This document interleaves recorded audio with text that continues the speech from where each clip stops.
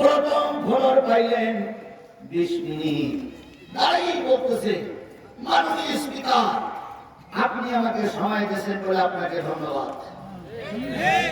স্মরণ করছি 1000 বছরের শ্রেষ্ঠ বাঙালি জাতির পিতা উন্মুক্তি বলে না।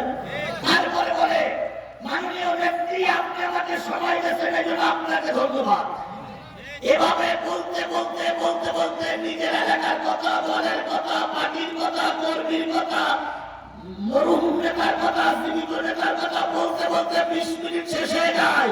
একটা বারের জন্য মুখে উচ্চারিত হয় না, আমাকে কেউ চিনত না পীরগঞ্জে।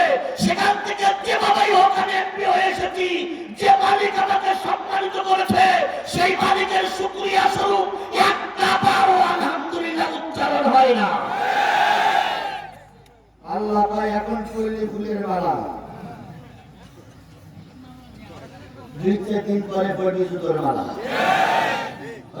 হয়নি হয়নি হয়নি হয়নি।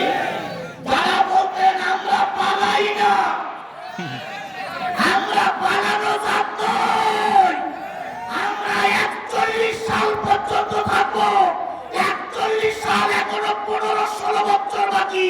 তার আগে টুপলা টুপলি বেঁধে নিয়ে পালাইয়ে যেতে বাধ্য হয়েছে। কারণ হলো আল্লাহর শুকরিয়া আদায় করলে আল্লাহর নিয়ামত কি হয়ে যায়। আর আল্লাহর সঙ্গে গাদ্দারি করলে যত বড় ক্ষমতাসীন নেতা হন না কেন টিকতে পারবে না। কথা বলেন ঠিক না বেটি? বাংলাদেশ জামাত ইসলামীর কিছু শীর্ষস্থানীয় নেতাদের ফাঁসি দিয়ে কি কায়দায় আনন্দ মিছিল করেছিল, হুজুর নাই, হুজুরদের অস্তিত্ব শেষ। এখন বিদেশের মাটির থেকে কুকি মেরে দেখো, গোটা বাংলাদেশে হুজুররা কোরআন নিয়ে বিচরণ করছে। আর তোমরা যারা পাক পাকুন করেছিল সব কটা ইউনিয়নের পক্ষে আত্মগোপন। এই পরিবেশ কে তৈরি করে দিলেন? এই পরিবেশ বিএনপি চেষ্টা করে পারেনি, এই পরিবেশ জামাত ইসলাম চেষ্টা করে পারেনি। এই পরিবেশ কে দিয়েছেন? 15 বছর আন্দোলন করে বিএনপি যখন নাবিশ্বাস অবস্থা যখন নাজেহাল হয়ে গেল, বিএনপির নেতা কর্মীরা ধারণা করেছিল এই ব্যক্তির বাচ্চা নাম মৃত্যুবরণ করা পর্যন্ত দেশে আর কিছু করা যাবে না। এই জন্য কিছু কিছু নেতা বাধ্য হয়ে মসজিদে দোয়া করতে, আল্লাহ আমরা আর বাঁচি না, আল্লাহ এর তুলে নেন। কথাটা কি ভাই বলে না? ঠিক কথা বলে। বাংলাদেশ জামাত ইসলামীর নেতা কর্মীরা হামলা খেয়ে নির্যাতিত হয়ে লাশ ফেলিয়ে যখন একটু দুর্বল প্রকাশ করছিলেন, তখন আল্লাহ বললেন তোমাদের চেষ্টা শেষ, আমার রহমত শুরু। কথা বলেন, কথা বলেন। আমাদের চেষ্টা যখন শেষ হয়েছে, তার রহমত নাজিল হয়েছে। 5ই আগস্টের আগে যে ছেলেরা আন্দোলন করলে, যে স্বাধীন করলো, ওদের কোনো নাম পরিচয় আমাদের কাছে ছিল না। আমরা কেউ চিনতাম না। কোথা থেকে আসলো? কলেজ পড়ুয়া কিছু ছাত্র ছাত্রী, ওদের সঙ্গে যোগ দিল মাদ্রাসা পড়ুয়া কিছু ছাত্র ছাত্রী, ওদের সঙ্গে যোগ দিল কিছু সাধারণ মানুষ, ওদের সঙ্গে যোগ দিল রিক্সাওয়ালা, ভ্যানওয়ালা, কুলি মজুর, প্রাইমারি স্কুলের ছাত্র ছাত্রীরা যোগ দিয়ে এমন একটা আন্দোলন করতে বাধ্য হলো, এমন একটা আন্দোলন করলো, সেই আন্দোলনের মুখে স্বৈরাচার পালাতে বাধ্য হয়েছে। পরিবেশটাকে তৈরি করে দিয়েছে। আজকের মাহফিলে আসার সুযোগ কে দিয়েছে? কোরআনের মাহফিল করার মতো পরিবেশ কে তৈরি করে দিয়েছে? তাহলে যে আল্লাহ এত রহমত করে আমাদের পরিবেশ তৈরি করে দিলেন, সেই আল্লাহর শুকরিয়াটা আসতে না চলে কারো জবান বন্ধ থাকবে না। সকলে মিলে বলছি আলহামদুলিল্লাহ। আরেকটু জোরে বলুন তো আলহামদুলিল্লাহ। সর্বকালের সর্বশ্রেষ্ঠ মহামানব, যার আদর্শে আদর্শিত হয়ে আমি নিজেকে মুসলিম বলে দাবি করি, সেই বিশ্বনন্দিত নেতা জনাবে মুহাম্মদুর রাসূলুল্লাহ সাল্লাল্লাহু আলাইহি ওয়াসাল্লামের দরবারে লক্ষ্য করে দুরূদ আর সালাম সকলে মিলে বলছি সাল্লাল্লাহু আলাইহি ওয়াসাল্লাম। আল্লাহ বলতেছেন, ওমা আরসালনাকা ইল্লা রাহমাতাল লিল আলামিন।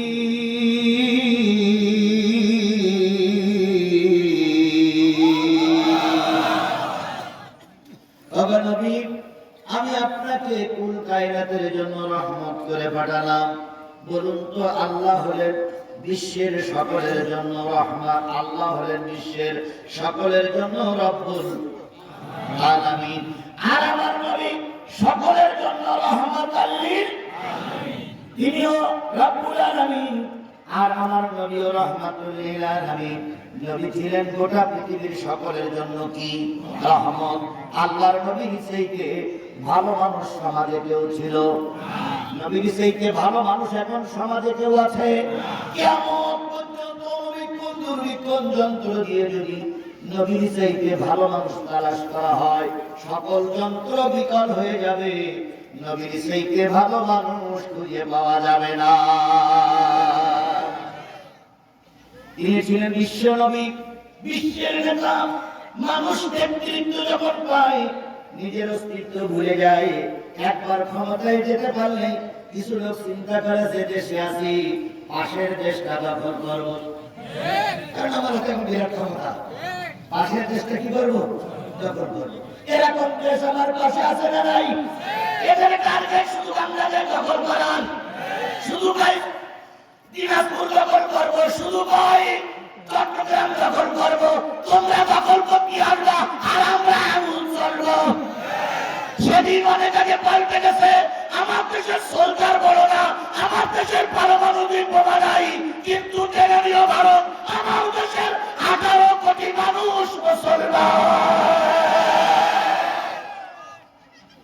আমাদের পারমাণবিক বোমা নাই, কিন্তু বুক ভরা ইমান আছে। আমাদের মারণাস্ত্র নেই, কিন্তু বাঘ ঝাড়ের ওই যে বাঘ ঝাড়ে বাঘ আছে। আমাদের মারণাস্ত্র নেই, কিন্তু ভাটায় খস আছে না? যদি একবার আক্রমণ করো, ওদিকে আছে পাকিস্তান আর একদিকে আছে আফগানিস্তান, তোমার ভিতরেই আছে জম্মু কাশ্মীর। আর আমরা বাংলাদেশের সব মুসলমান গুলো যদি বাসের লাঠি আর ইটির খড়া নিয়ে তকবীর ধরে দিয়ে রাস্তায় নামি, মুটির বাচ্চা ধুতি কিনে দেওয়ার সময় পাবে না।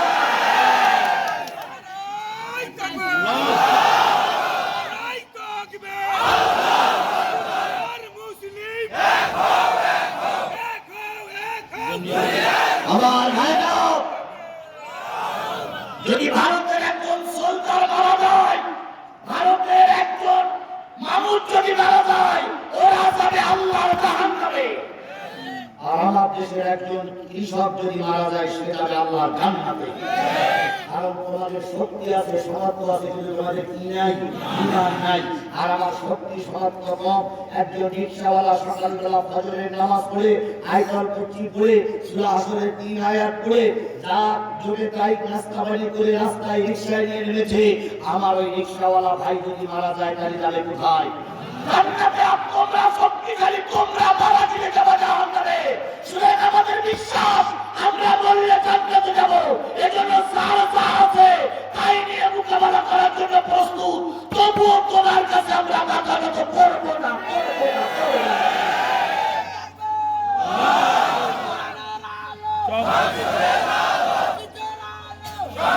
আমার ভাইরা, আমার ভাইরা, তাহলে কারণ আছে দেশ দখল করার নেশা। আবার কেউ যদি ক্ষমতায় দিতে পারে, সে চিন্তা করে আমি না মরা পর্যন্ত ক্ষমতাতে নামবো না। 41 সাল ভাই, পয়সা 41 সাল। আর মন্ত্রীদের বলেছিল, আমি যদি মারাও যাই, সিয়ার নাম সহ খবর দিবি। আমি যখন কবরে বসে সিয়ার বসে ক্ষমতায় থাকা, কথা বলেন, কথা বলেন, ক্ষমতায় বসেই কয় ভাত দিয়ে মারবো, পানি দিয়ে মারবো, তারপরে বলে চুপুইয়ে চুপুইয়ে মারবো। অথচ দুপুরবেলার বিরিয়ানি ভাত যে রান্না আছে, এইটা কপালে আছে কিনা ওনারাও জানে না, বিরিয়ানি ভাত রান্না করতে চায়, মাঝে মাঝে খোঁজ দিয়েছে কি খবর, ম্যাডাম রান্না হওয়ার শেষ হওয়ার পথে। পুলিশের হেডের কাছে ফোন করতেছে যে ময়দান কতটুকু দখলে, ওই ডিসি সব ঠিক করে হঠাৎ করে সেনাবাহিনীর প্রধান যেই বলতেছে ম্যাডাম লাইন খারাপ, ম্যাডাম বলতেছে আমার বিরিয়ানি,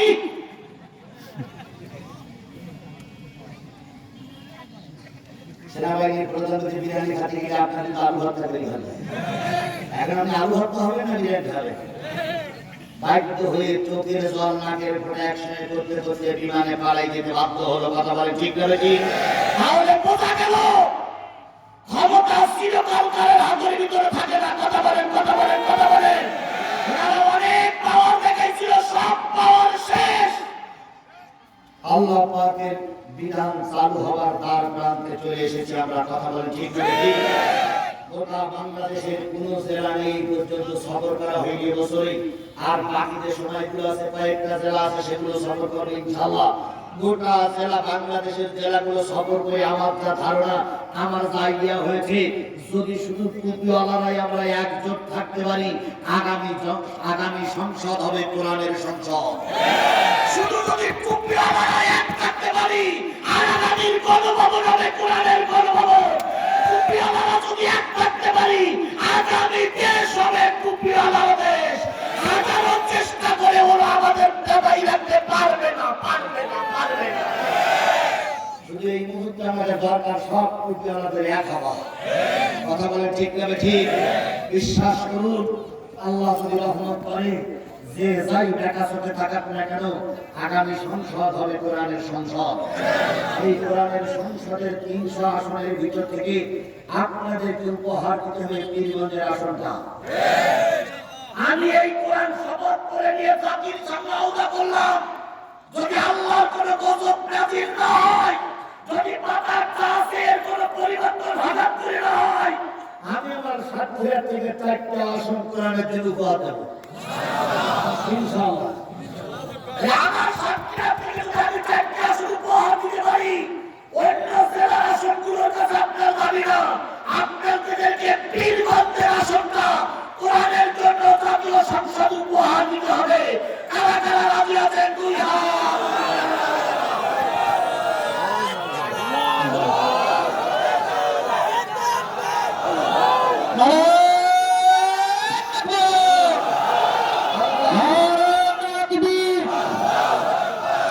আল্লাহ আমাদেরকে ধৈর্যের সঙ্গে কাজ করে কাঙ্ক্ষিত জায়গায় পৌঁছানোর তৌফিক দান করুন। আর একটু জোরে বলুন আমিন। আরো জোরে আমিন, আরো জোরে। বলতেছিলাম রাসূলের চাইতে ভালো মানুষ সমাজে কেউ ছিল না, রাসূলের চাইতে ভালো মানুষ সমাজে কেউ নাই, রাসূলের চাইতে ভালো মানুষ এই পৃথিবীতে আর কেউ আসবে না, নাই না, আসবে না। আমার ভাইরা, আল্লাহর নবী যখন পৃথিবীতে এসেছিলেন, বলুন তো রাসূল কি বিরাট ধনী বংশের ভিতর দিয়ে এসেছিলেন? আমিনা বর্ণনা করেছেন, ও দুনিয়ার মানুষ, আল্লাহর নবী যখন পৃথিবীতে আসলেন, আল্লাহর নবী যখন পৃথিবীতে আসলেন, আমি আমিনা আমার পেটের ভিতরে করে নিয়ে আমি নবীকে নিয়ে শুয়ে থাকতাম ঘরের ভিতরে। মাঝরাত্রিতে ঘুম ভেঙে যেত, ঘুম ভাঙার পরে আমি চোখ মেলে দেখতাম আকাশের তারা আর আকাশের তারা আর আকাশের চাঁদ আমার সামনে দাঁড়িয়ে খেলা করতেছে। তাহলে যেই ঘরে শুয়ে আকাশের চাঁদ আর তারা দেখা যায়, বোঝা গেল ওই ঘরটায় কি ছিল না? ছাদ ছিল না, সামনে ছিল না। হযরত আমিনা বলেন, আমিনা বলেন, আমিনা বলেন, আচ্ছা আমিনা বলেন, আমি ঘরে শুয়ে থাকতাম, মাঝখানে ডাইন দিক থেকে বাতাস আসতো, ডাইনের বেড়াগুলো ভেঙে যেত, বাম দিক থেকে বাতাস আসতো, বামের বেড়াগুলো ভেঙে যেত। তার মানে বুঝলাম আমিনা নবীকে নিয়ে যে ঘরে থাকতেন, সেই ঘরের বেড়াগুলো কি ছিল না? ঠিক ছিল না। সেই দুর্বল বেড়ার ভিতরে আমার বিশ্ব নবী জন্ম নিয়েছে। আল্লাহর নবী যদি জন্ম নিলেন, গোটা মক্কা রাষ্ট্র সংবাদ হয়ে গেল। আমিনার পেট থেকে নবীর বংশ, একটা আব্দুল্লাহর বংশ থেকে আমিনার পেট থেকে একটা চাঁদের মতন ফুটফুটে সন্তান দুনিয়া এসেছে। উম্মে হানি ছিলেন একটু দূরে, এসে দেখে ঘরটা অন্ধকার, কখনো সূর্য উদয় হয়নি। উম্মে হানি জিজ্ঞেস করেন, ভাবি